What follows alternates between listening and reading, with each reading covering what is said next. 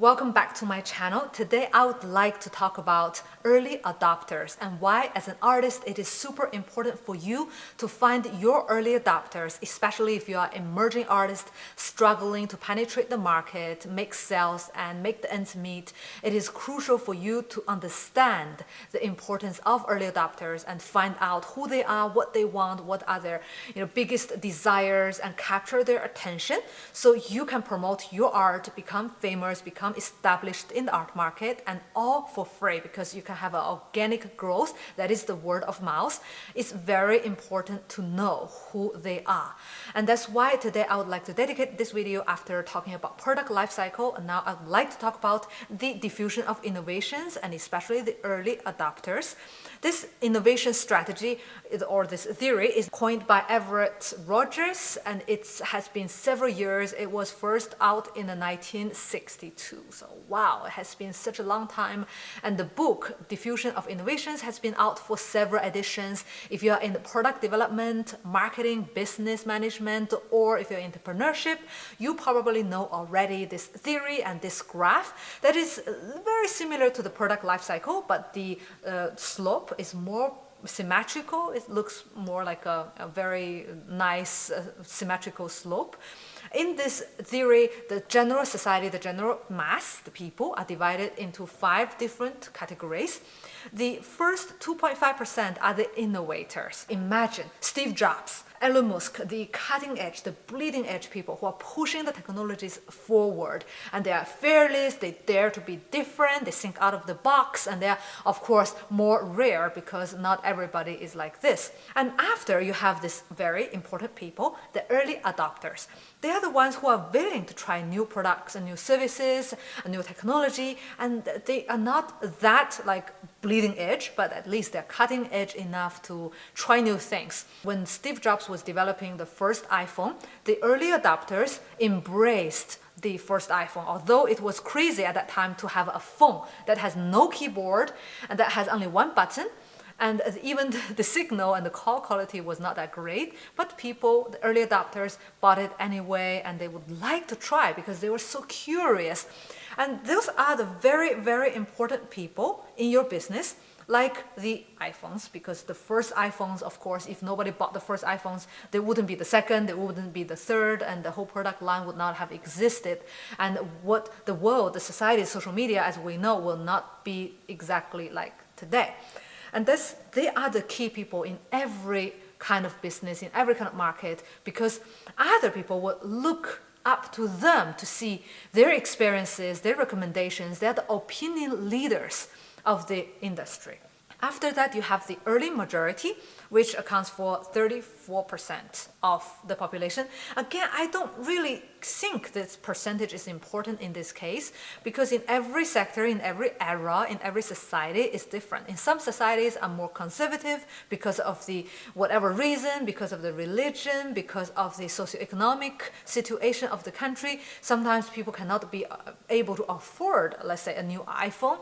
At the first generation, they were not sure. It's too much risk for them to spend several hundred, even like $1,000 on the phone that they were not sure if it's going to be working for them. This is just pure theoretical, and people think that the first, like the 2.5% are the innovators, then the 13.5 are the early adopters, and then the 34% are the early majority, and now we have more or less 50% of the population. The early majorities are still open-minded enough to try new things after they see how it's working with the early adopters, to see their opinion, and after that they would try, for example, the iPhone 3. People who bought iPhone 3 would be the early majorities because, I mean, it was not iPhone 1 anymore. They have, proven evidence that this phone works, and they're willing to give it a try. And after people who bought their first smartphone as iPhone 6, I would say it would be the late majority because after more than 51% of the population have tried and they know it works for sure, and then they would like to buy it because they're a little bit conservative.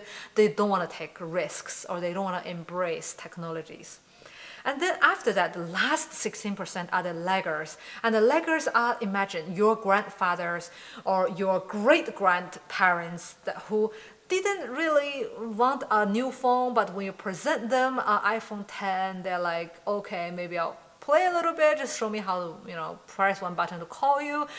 They are not very willing to purchase new products, try out new technologies, maybe mainly because of their age, their socioeconomic situation, maybe they don't have the money, they're very, very careful on their spendings, or maybe their personality. Because I have friends who are, very geek and very competent in terms of managing technologies, but they don't want a smartphone because they're afraid to be tracked and they really value their privacy.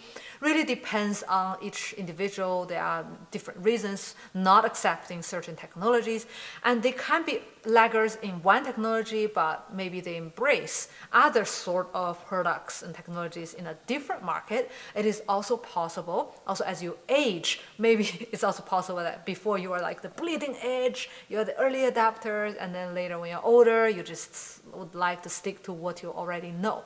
It really depends. As an artist, you should be the innovator at least, so that you will try new things and you will, let's say, provide other people with like new cutting edge, maybe material, style, way of philosophy, way of lifestyle, and you are bringing new things to the market. You're not just an imitator, like you are the innovator. And after you're looking for the early adopters who are willing to purchase your artworks, or even to maybe not directly purchase but promote your artworks, like art critics who give you a really good review, they are not exactly purchasing your artworks, but they are still your early adopters because they are the user and they are the active promoter, and they basically accept your concept and philosophy and innovation. And maybe art dealers who give you exhibition opportunities, or gallerists who would like to sign with you and sell your art, and maybe your first 100 diehard fans in your social media. On your Facebook, Instagram, they would interact with you, they love your ideas, and they are your early adopters.